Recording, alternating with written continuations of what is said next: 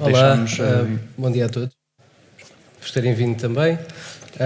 Ricardo Almeida, GenAI Tech Lead da PwC Portugal, trabalho com a equipa de Data and AI que me fiz acompanhar, está ali sentada, a quem agradeço a ajuda na elaboração também dos slides. O que é que eu vos venho falar hoje? Trazer a GenAI para impacto real nas empresas. Ora, para quem abriu o LinkedIn nas últimas semanas, ter-se-á deparado com esta headline bastante impactante que diz que 95% das empresas, apesar de terem investido vários bilhões em soluções de AI generativa, dificilmente têm retorno ou não têm nenhum retorno. Obviamente podíamos olhar para as metodologias, podíamos discutir a maneira como foram identificados os use cases, mas eu gostava de destacar, antes disso, que 5% de facto traz milhões em valor. O que é que acontece? Isto significa que a GenAI de facto é uma tecnologia que tem potencial para as empresas. O que importa é como é que a aplicamos. Se calhar, começando pelo próprio relatório, o que é que ele define? Que há 3 fatores que fazem com que 95% dos use cases de GenAI falhem e não tragam retorno. 2 deles relacionados com aplicações internas, um learning gap e o facto de, geralmente, ferramentas genéricas ganharem, portanto as pessoas estão habituadas a usar o ChatGPT, estão habituadas a ciclos de desenvolvimento bastante rápidos que muitas vezes as empresas não conseguem competir. No nosso caso, por exemplo, nós temos o mítico ChatPWC, que ainda houve ali um fator de habituação grande. Muitas grandes empresas e médias empresas começam a ter os próprios chatbots. As pessoas depois não os usam porque estão mais habituadas ao ChatGPT. Isto depois também cria um problema de fuga de dados, muitas vezes para treino de modelos mais à frente, e um problema também de privacidade. Por fim, há uma limitação própria destes modelos de transformers, de general purpose, que tem muito a ver com a memória limitada e o contexto também limitado. Portanto, eu posso lhe passar 6 volumes épicos de mitologia grega, que ela às tantas vai-se perder, e como isto são modelos estatísticos, que acabam por dar uma combinação de palavras que pode ser a mais adequada ao que nós lhe perguntamos, estatisticamente, ele também pode sair completamente ao lado daquilo que está a ser perguntado, ou que nós chamamos alucinações, e que é um problema que ainda está em debate académico. Ora, como é que nós propomos lidar com este tema e como é que nós fazemos na PwC para criar projetos que vão desde a estratégia à implementação e que de facto têm um retorno que é mensurável, na maior parte dos casos? Ora, começamos por ter uma visão bastante clara e bastante bem definida do que é que queremos fazer com modelos de AI generativa. É extremamente importante que seja uma estratégia incremental. Já foi falado pelos oradores anteriores que isto é uma área que está em constante evolução. Nós não fazemos ideia do que é que vai ser a GenAI daqui a 6 meses. Por exemplo, a geração de vídeo, que está cada vez mais evoluída, há 2 anos atrás era completamente impossível de perceber o que é que os modelos estavam a criar. Portanto, é importante incrementarmos, é importante irmos adaptando a estratégia e depois com isso é importante investir numa governação adequada. O que é que eu quero dizer com governação? Estou a falar de frameworks de AI responsável, estou a falar de estabelecer, por exemplo, um Target Operating Model, estabelecer toda a dinâmica, todo o baseline onde vai ser construída o parque de soluções de AI generativa. Juntamente com isso, é preciso reimaginar processos. Muitos processos que hoje em dia envolvem muitos passos manuais. Uns desses passos são facilmente automatizáveis por GenAI, outros até já podiam ter sido automatizados pré-GenAI, portanto são coisas muito condicionais, muito simples, muito diretas, workflows. E o potencial destas tecnologias, como são muito dinâmicas e conseguem, com base no contexto, tomar decisões e usar ferramentas, que é os agentes que hoje em dia se fala muito, é uma oportunidade também para as empresas identificar o que é importante para mim, onde é que eu perco bastante tempo e o que é que eu posso fazer com GenAI aqui. Uma coisa que temos visto nas pessoas com quem falamos e nos nossos clientes e parceiros é que muitas vezes há alguma confusão entre o que é Machine Learning e o que é GenAI. Portanto, apesar de serem baseadas na mesma tecnologia, a nível de capacidades são bastante diferentes. Uns são mais estatísticos, podem ser usados para modelos preditivos, criados modelos preditivos. GenAI é mais geração de conteúdo contextualizada. Portanto, são use cases muito diferentes e uma solução que use GenAI também pode usar Machine Learning para complementar o que é o caso de sucesso. É importante ser escalável, isto é aquele lingo de consultor tecnológico que já ouviram N vezes, mas não deixa de ser importante porque se nós pensarmos a longo prazo e se nós pensarmos em ter elementos que podemos reutilizar, que podemos industrializar, que já vou falar mais à frente, na prática criamos sinergias positivas no desenvolvimento que depois aceleram muito o processo de criar soluções. Por fim, é preciso assegurar que as pessoas adoptam, que as pessoas de facto usam as ferramentas, no caso do chat PwC novamente, e desculpem o egocentrismo de estar sempre a falar disto, mas é um exemplo bastante claro. Nós temos trainings, temos formações, temos sessões, sentam-se ao nosso lado e dizem, olha, clicas aqui, fazes isto, fazes aquilo, podemos contactar os serviços internos para saber utilizar, e se não fosse por isso, dificilmente eu, por exemplo, usaria o tal chat PwC.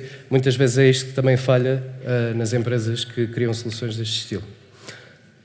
Para terminar, monitorização é super importante. Isto é tudo muito bonito, mas depois arriscamos-nos aqui nos 95% se não tivermos um controle claro do que é que está a ser gasto, porque é que está a ser gasto. A maior parte destas ferramentas consome dados à medida que vão sendo chamadas, portanto, a quantidade de texto impacta o quanto nós vamos pagar, e é muito importante termos em conta a monitorização, não só disso, mas também se de facto as pessoas estão a poupar tempo.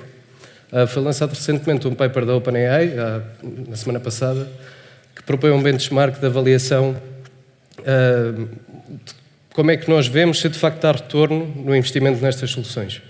E eles também se debatem com este problema. Pode ser a poupança de tempo que se considera, pode ser quanto tempo é que eu perco a rever os processos. A maior parte das vezes eu não vos aconselharia a usarem soluções de GenAI para fazerem todo um processo de ponta a ponta, mas ter pontos de revisão manual e de revisão humana. Depois, e agora a ver se isto... Depois transformamos esta pirâmide num roadmap. Ok, qual é que é o meu próximo passo?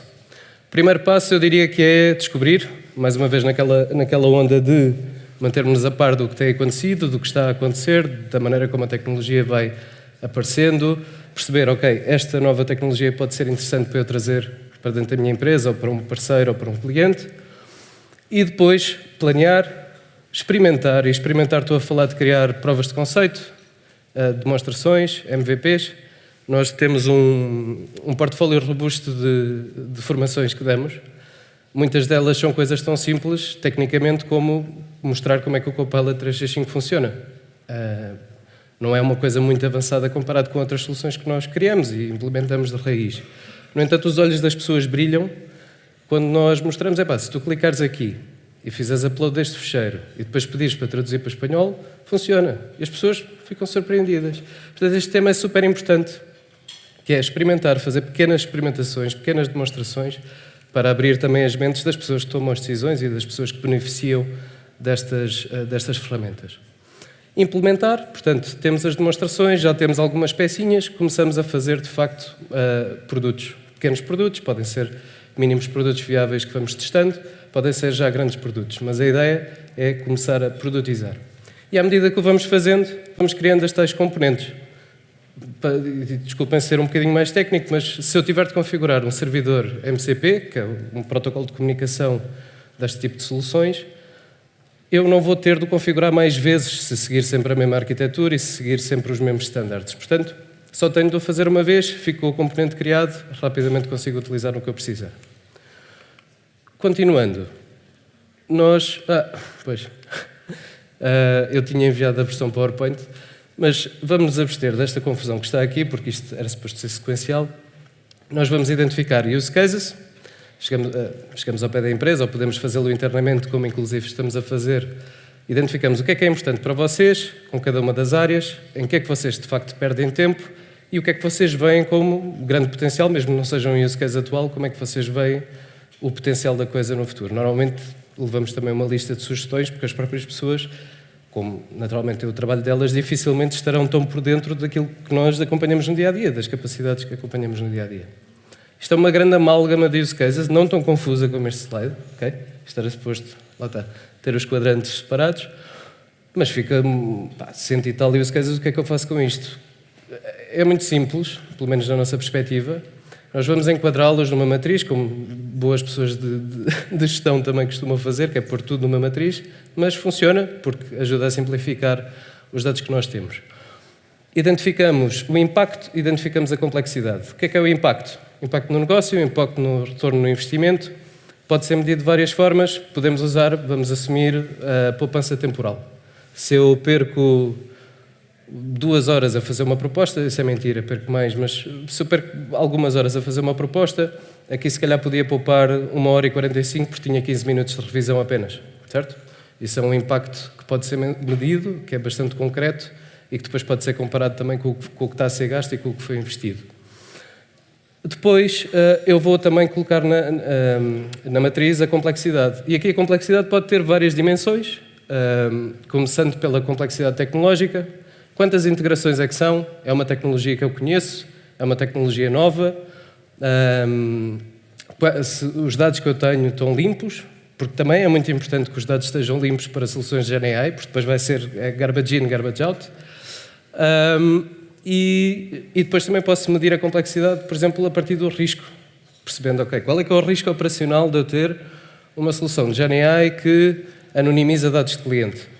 Se calhar é bastante alta, porque eu estou a enviar, se eu não tiver um bom controle ou uma boa arquitetura, eu posso estar a enviar dados pessoais das pessoas que eu queria anonimizar para modelos que estão disponíveis no mundo todo, não é? E que depois, muitas vezes, os dados até podem ser usados para treinar estes modelos. Portanto, a complexidade acaba por ser vários fatores que depois pode facilmente pôr numa escala numérica, por exemplo, de 0 a 5, para simplicidade. Temos uma matriz. Tendo essa matriz, é fácil identificar quais é que são os use cases de maior impacto e menor complexidade, coisas rápidas que têm um grande impacto no negócio, coisas que são projetos de mais longa duração, que terão também um grande impacto, mas que deverão ser considerados, se calhar, a maior parte deles, numa segunda wave. E depois uma terceira wave que tenta apanhar tudo o resto, que são coisas quick wins, coisas simples, coisas que o impacto não é assim tão grande. Se calhar é um escritor de e-mails com o wording da PwC, que é uma coisa que eu por acaso uso de vez em quando, mas não quando é o meu chefe. E pronto, e posso fazer esse tipo de use cases numa wave 3. Manter em mente que estas waves não têm necessariamente de ser sequenciais, e houve aqui, já noutras propostas em que trabalhámos, um debate se deviam ser waves ou se deviam ser steps ou outra coisa qualquer. O que é importante não é a sequência em si, é que as empresas com esta ferramenta facilmente conseguem priorizar e depois, no limite, conseguem paralelizar diferentes tipos de use cases. Até porque alguns usarão low code, uma forma de desenvolvimento muito mais rápida, mas que depois tem limitações, ou uma coisa mais complexa em Procode. Continuando. Pronto. Temos os use cases e agora como é que agrupamos isto? Como é que vamos descer um bocadinho, ou subir um bocadinho o nível de abstração outra vez? Nós usamos 3 grupos principais de soluções. Assistant Agents, normalmente são aqueles que não têm grande desenvolvimento, são soluções de no-code, em que podemos, por exemplo, com o Copilot, fazer um agente específico para avaliar um documento PowerPoint de acordo com uma série de critérios, treino e informação. Podemos ter workflows agênticos. Aqui estou a falar de automação. Tradicionalmente, são os softwares em que há um evento e depois há várias ações que seguem um processo sequencial. Sequencial, não necessariamente, mas pronto, é uma árvore que dá perfeitamente para perceber como é que o processo funciona. E lá no meio conseguimos colocar, em vez dos ifs e elses antigamente, conseguimos colocar um LLM para tomar uma decisão em pontos em que são necessários, em que o impacto, afinal, pode ser revisto. Porque é muito importante também manter o human in the loop, só fazer este parêntese. E todas as soluções que... Nós temos mesmo um mandato global de todas as soluções que apresentamos, temos de ter sempre um human in the loop. Não se pode confiar no sistema de estatística 100%. Para terminar, a Agentic Solutions. A Agentic Solutions, já estamos a falar daquelas arquiteturas que nos aparecem no LinkedIn e às vezes neste tipo de conferências muito mais complexas, em que temos vários agentes especializados a comunicar entre si, tradicionalmente a usar um protocolo standardizado também, como o Agent-to-Agent. Nós, inclusive, temos casos concretos de aplicação destas tecnologias, da qual destacaria aqui a Document Generation Tool, muito focada em documentação. Aliás, eu sinto que, na generalidade, GenAI está muito ainda focada em Customer Service, processamento de documentação, Document Management Systems aumentados. No entanto, o potencial é muito maior do que isso. Neste caso, nós temos, por exemplo, um use case que foi feito para uma empresa alemã, em que na prática temos dois agentes, um agente do lado de Microsoft, da arquitetura Microsoft, da Azure, que está a extrair templates, cria placeholders, cria uma definição semântica para cada um desses placeholders e depois disponibiliza o template para uma rede bastante grande de colaboradores que utilizam esta plataforma. Depois comunica com uma ferramenta de Salesforce, com o Agentforce, que é um agente de no e low code que pode ser desenvolvido nessa plataforma, e vão comunicando para conseguir preencher automaticamente os dados desses templates com base na informação que é necessária. Continuando, temos os agrupamentos de tecnologia, temos os use cases, temos as waves. O que é que fazemos a seguir?